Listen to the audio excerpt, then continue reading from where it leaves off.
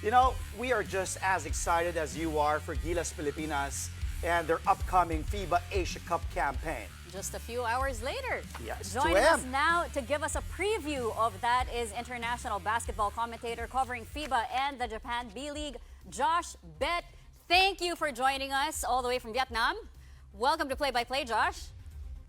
First of all, Chess, thanks for having me. I'm very good to see you, of course. I know you have been really fighting, so it's really, really good to see you at the moment. Thank you I just want to say this before you ask your first question, Check. Josh, I just want to say this. Salamat, Belangel. Can you do that just one time?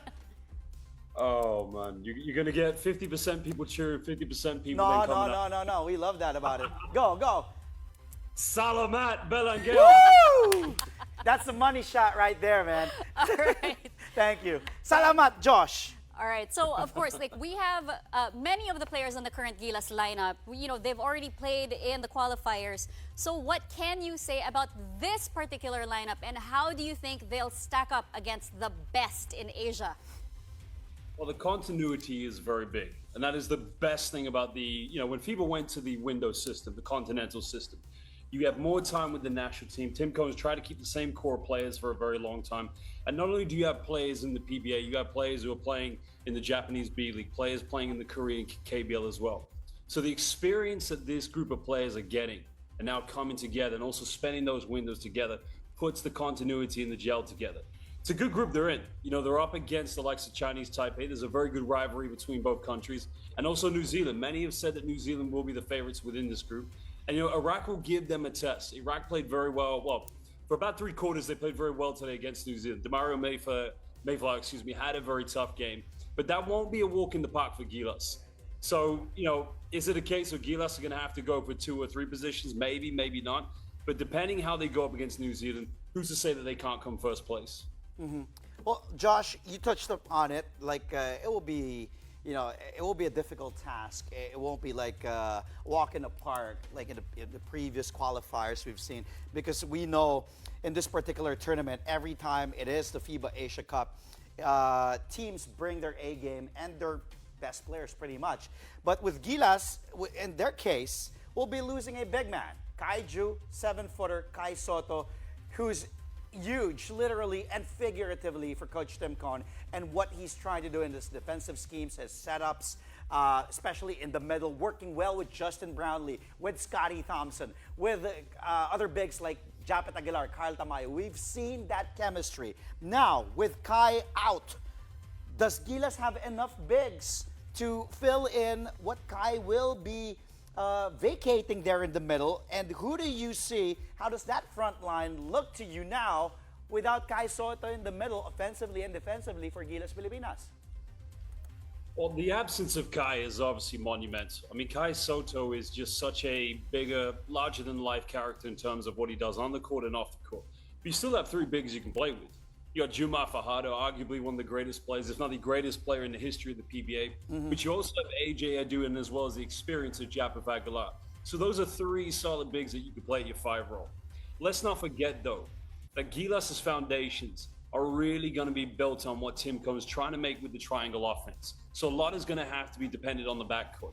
The likes of, Scotty Thompson, Dwight Ramos as well. But also players like Jamie Malonzo are going to have to give more than what they've given in the past.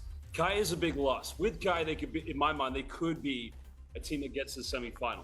Without Kai, this team is going to have to dig deeper. They're going to have to intrinsically motivate themselves to really go out and analyze and learn how to beat their opponents.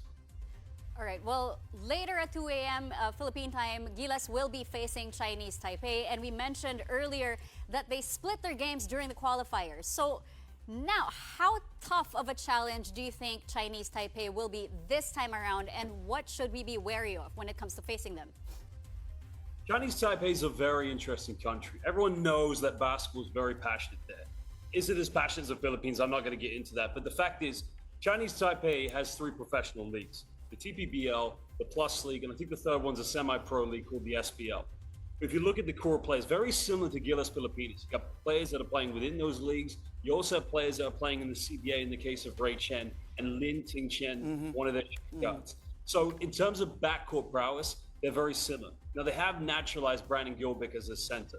So this will be a very interesting matchup to see how he goes up against the likes of AJ Edu. Let's not forget, AJ Edu was quoted by Karl Anthony Towns in the 2023 Basketball World Cup as being the player who defended him, making Cat a better international player.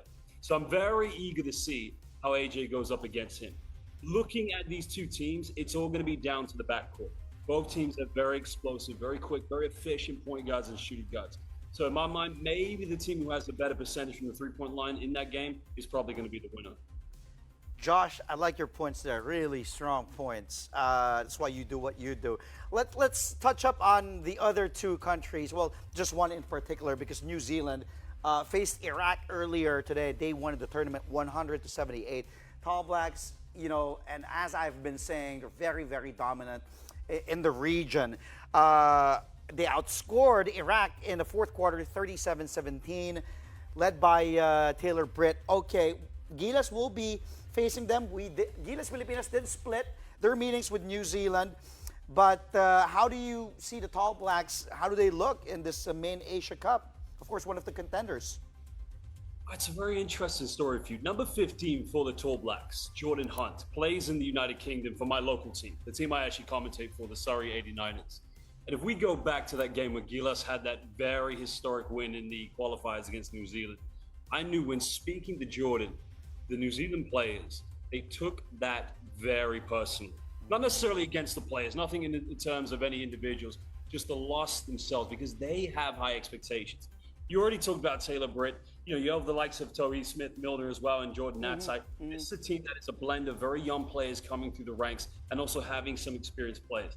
So I can imagine when they match up again, it's going to be tough. But let's not forget, the second time they met in Auckland, I covered this game. It was the final game in the FIBA Asia Cup qualifiers. New Zealand came out and shut the lights out. I mean, they had a three-point shooting percentage in the first half that any team on the planet could dream of. And in the second half, we didn't just see the Puso fight from the Philippines. We saw organization. We saw execution. We saw better standards on defense. And I think what Tim Cohen's going to say to his players, we can play with this team, but we got to do it for 4 quarters. And if you go back to the OQT last year, in the pre-games, Tim Cohen infamously said to his players, you cannot play the way you want to play. You have to have system, structure, and you have to be able to beat your opponents through analyzing them. And if they can do that, anything is possible.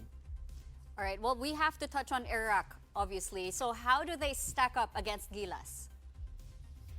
Iraq's a team, I'll be very honest with you, the only player I'm very familiar with Iraq is their naturalized player, Demario Mayfield. I've been watching him for the last few years when they were in the pre-Asia Cup qualifiers.